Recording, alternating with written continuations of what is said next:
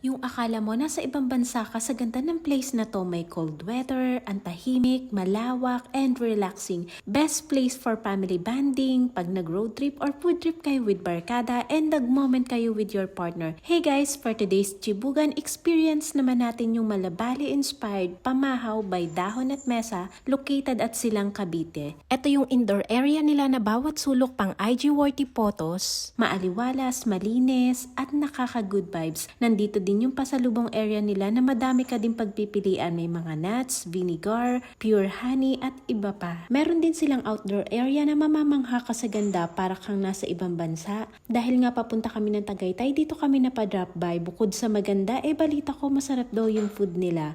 Kaya eto, nag-order kami. Eto yung menu nila. I-post nyo na lang. Nag-order nga kami ng pizza, pasta, tendon, and drinks. Wag na natin patagalin and simulan ko na nga sa pepperoni pizza na mainit pa kaya talagang malalasahan mo yung pepperoni at cheesy. Lambot din yung pinaka-dough niya. Mas masarap pag lalagyan mo pa ng hot sauce. Eto naman yung pagka-service, maaamoy mo na yung truffle. Thick and creamy yung cheesy sauce. Maganda yung pagkakaluto ng pasta na for sure is mai-enjoy nyo talaga. Next is yung seafood marinara na grabe yung seafood toppings. Ang lalaki, tender ng squid and mussels, flavorful at ang laki ng shrimp. Balance din yung timpla ng tomato sauce. Highlight yung lasa ng seafoods na talagang masarap. Next naman itong tendon, sobrang malasa, crunchy yung veggies, hindi overcook, sobrang tender ng laman at taba na nagme-melt na sa loob ng bibig ko. Kainin nyo agad pagka-serve kasi mas masarap siya pag mainit pa talaga. After ng masarap na kain, syempre meron din tayong refresher. Nag-try kami ng white chocolate frap na pwede mo nang i-level dun sa sikat na brand. Creamy and malalasahan mo yung white chocolate. Ang sarap lang kumain at mag-relax sa ganitong place. Maa-appreciate mo siya pag gumagabi na kitang-kita na yung ganda ng mga kubo at nung lugar. Highly recommended ko ang Pamahaw. I-drop by nyo kung papunta rin kayo ng Tagaytay. So ayun lang guys, until my next food trip. Thank you for watching. Bye!